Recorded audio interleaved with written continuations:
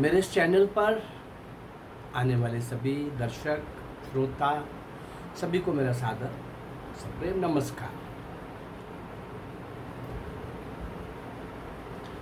1857 से 1947 वीरबंगल पांडे से सुभाष चंद्र बोस तक का 90 साल का ये काल। इस बीच में मैं आपकी यात्रा के साथ 1857 से चल के पहुंचा हूँ 1924, 25, 26, 27 के आसपास इन दिनों की ये घटनाएं, और उसी में एक काकोरी का बहुत बड़ा सरकारी खजाने की लूट का। किसके लिए? शस्त्र संग्रह करना है तो धन संग्रह करना होगा। धन संग्रह बड़ा कैसे आ सकता है? विदेशों से शस्त्र खरीदने हैं, यहाँ से खरीदने हैं, और सशस्त्र क्रांति करनी है और अंग्रेजों को भगाना है। अरे मुट्ठी भर तो है, करोड़ों का ये समाज, ये मुट्ठी भर से हम जो जागरूक लोग हैं इतने भी एक साथ इकट्ठे एक साथ आ जाएं, एक साथ इनके खिलाफ खड़े हो जाएं, तो ये लोग टिक नहीं पाएंगे हमारे सामने।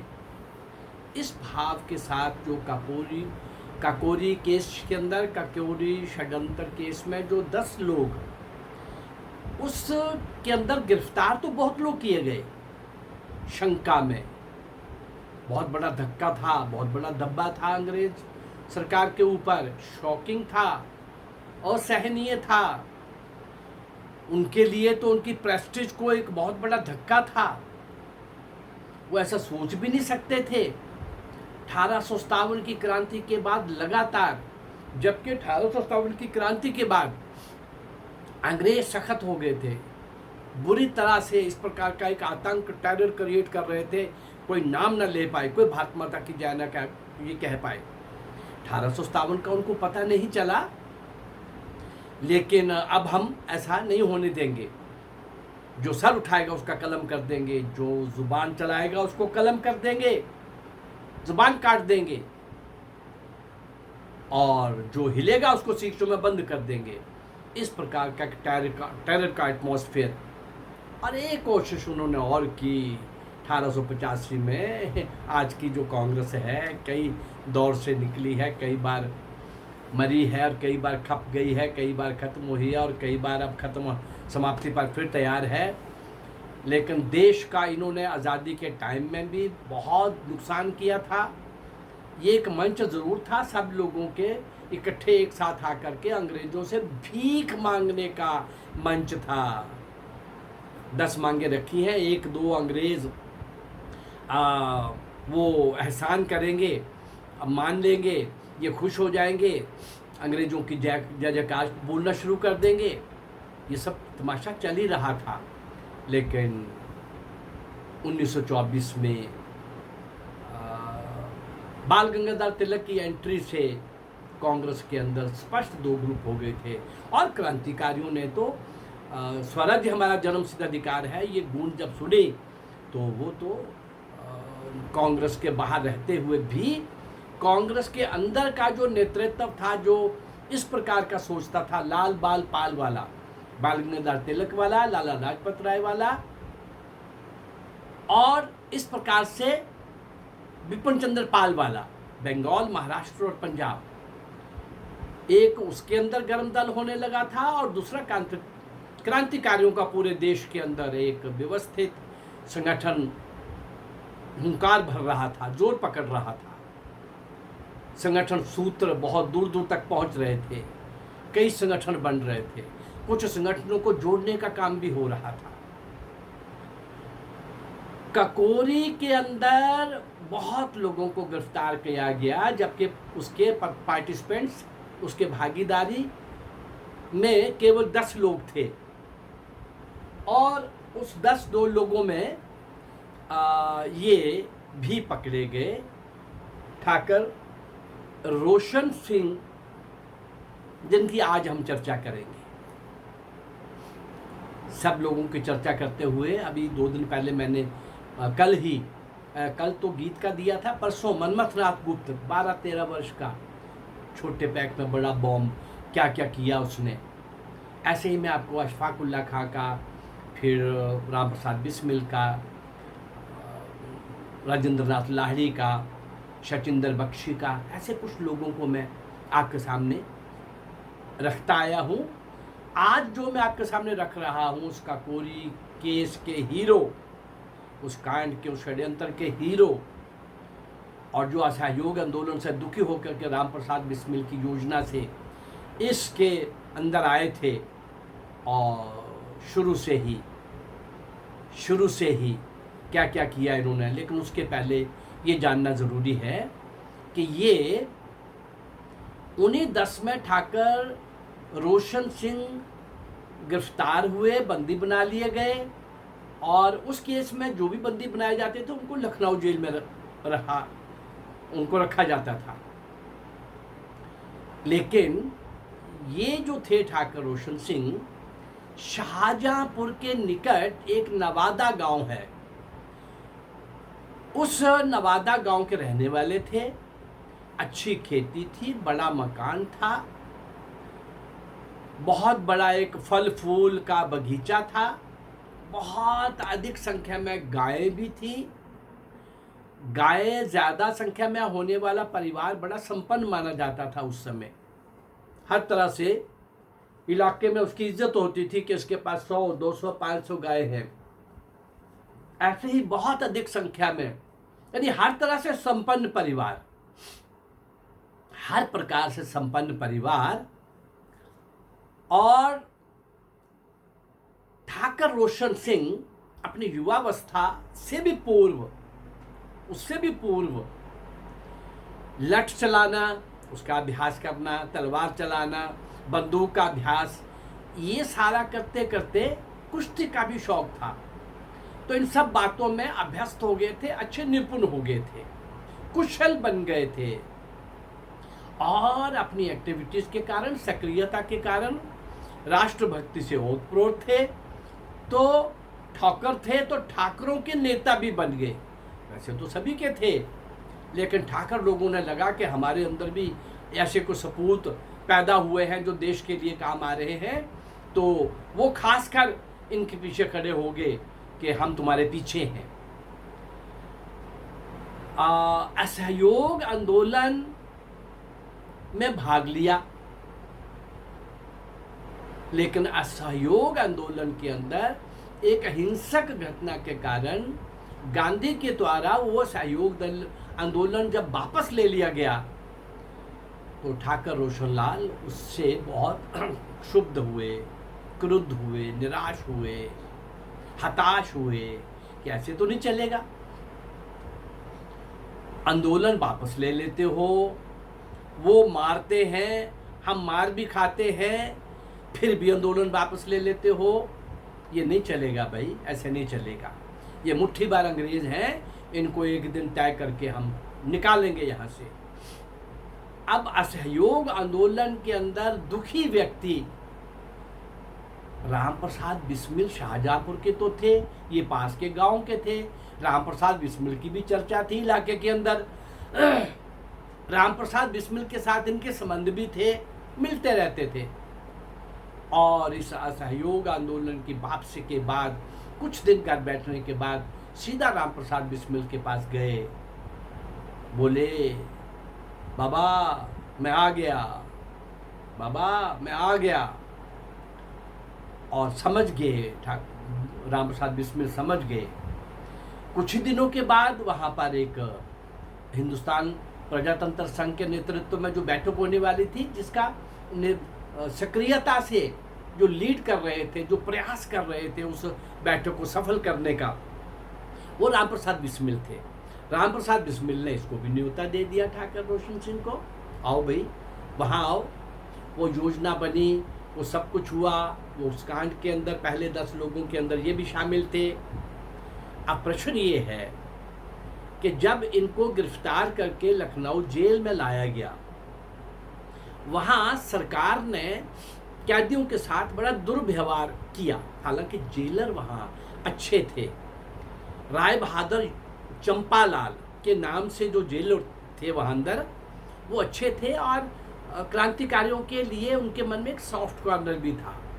बाकी नौकरी कर रहे थे, नौकर के थे, अंग्रेजों की नौकरी है तो उनके नियम के अनुसार भी व्यवहार करना है। लेकिन जेलर का व्यवहार बुरा नहीं था, पर सरकार अलग अलग ढंग से इन कैदियों के साथ बड़ा दुर्व्यवहार कर रही थी। उसके विरोध में 16 दिन का अनशन जेल के अंदर रखा गया। उसमें ना जलपान ना भोजन, जलपान भोजन का त्याग 16 दिन तक। आखिर यही राय बहादुर चंपालाल की सक्रियता से, इनिशिएटिव से, प्रयास से सरकार और कैदियों के बीच में समझौता करवाया कि अब ऐसा नहीं होगा। अनशन टूट गया। जेलर राय बहादुर चंपालाल एक बड़ी अच्छी एक प्रेरक प्रसंग की वो चर्चा करते हैं। उन्होंने एक पुस्तक लिखी, उसके अंदर उसका वर्णन भी किया है। वो क्या है, 6 अप्रैल 1927 को इस केस का निर्णय आना था। उसके पहले एक दिन क्या देखते हैं कि दिन का टाइम, लंच के समय अपना अपना खाना लेकर के अपना अपना नहीं खा रहे, 2 पंक्तियों में बैठ गए। 2 पंक्तियों में बैठ करके खाना अपना अपना लाए, लेकिन अपना खाना खुद ना खाकर सामने बैठे साथी क्रांतिकारी के मुंह में डाला जा रहा है। वो अपना न खाकर इनके मुंह में डाल रहे हैं। ये दृश्य और भाव क्या है इसके पीछे? जो निर्णय आना है, लगता ये है कि सबको फांसी मिलेगी। फांसी का जब दंड घोषित हो जाता है तो कैदियों को अलग अलग कोठरी में डाल दिया जाता है, रख लिया जाता है।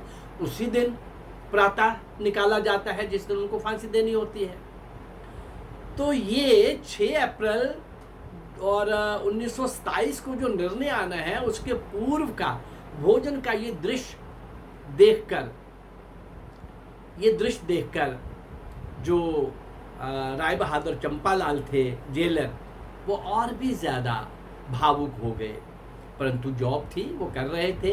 अभी वो इन क्रांतिकारियों के साथ खड़े होने की तो नहीं थी, पर इनके साथ व्यवहार अच्छा हो, और इनकी वो मन ही मन में भक्ति करने लगे थे। क्रांतिकारियों की अंदर ही अंदर भक्ति भाव उत्पन्न हो रहा था उनके अंदर। अब फैसले का दिन आ गया। उस फैसले में सबको लगता था सबको फांसी मिलेगी, लेकिन ऐसा नहीं हुआ। कुछ एक को फांसी मिली, कुछ एक को कारावास मिला। लेकिन ठाकर रोशन सिंह का निर्णय अभी भी नहीं हुआ। अब वो फिर जेल में। अब आगे जेल में उस जेलर का, राय बहादुर चंपालाल का, ठाकर रोशन सिंह का, और फिर आगे राम प्रसाद बिस्मिल भी अभी बीच में है। क्योंकि अभी फांसी नहीं दी गई किसी को ना, कुछ एक को फांसी की सजा हुई है, वो मैं साथ साथ आपको बता रहा हूँ। आगे कल के एपिसोड में मैं आपको बताऊंगा ठाकर रोशन सिंह ने जेल में रहते हुए क्या क्या कारनामे किए और क्या उनको दंड मिला, और कैसे वो फांसी के तख्ते की ओर बढ़े।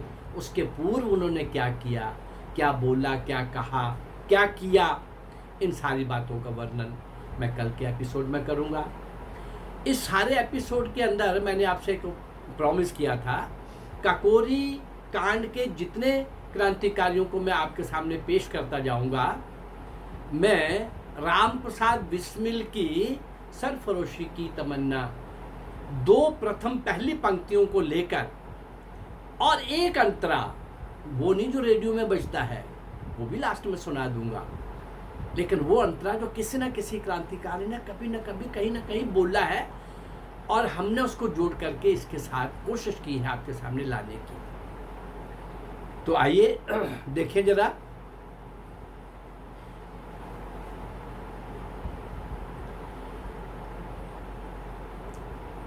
लिखने को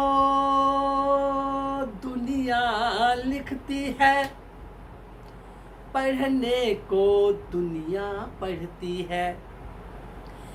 लिखने पढ़ने को ही लेकिन हम नहीं कहानी कहते हैं।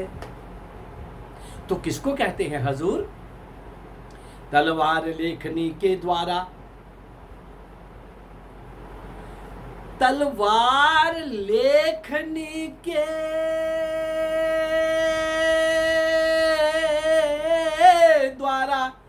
दुश्मन की छाती पर, दुश्मन की छाती पर। अरे जो लिखी जाए लहू से, अरे जो लिखी जाए लहू से, हम उसे कहानी कहते हैं। सरफरोशी की तमन्ना अब हमारे दिल में है। देखना है जोर कितना बाजुए कातिल में है। सरफरोशी की तमन्ना अब हमारे दिल में है। राम प्रसाद बिस्मिल की ये लंबी कविता की पहली 2 पंक्तियां और बाकी क्रांतिकारियों के बोले गए कोई ना कोई शब्द, शेर, कविता कहीं ना कहीं उनको मैं कोशिश कर रहा हूँ इकट्ठा करके आपके सामने लाने की।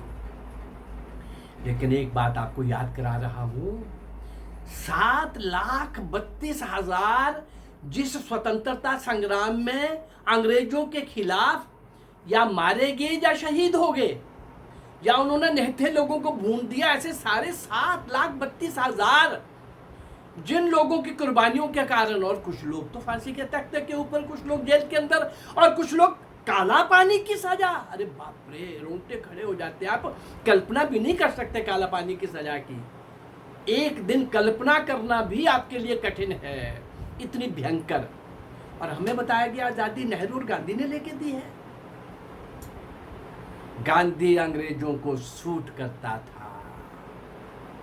नेहरू और मोतीलाल नेहरू, पंडित जवाहरलाल नेहरू और मोतीलाल नेहरू ये अंग्रेजों के स्पॉन्सर्ड लीडर थे। और भी कांग्रेस के अंदर कुछ लोग वो अंग्रेजों के स्पॉन्सर्ड थे। कांग्रेस के ही नहीं, कश्मीर का शेख अब्दुल्ला भी।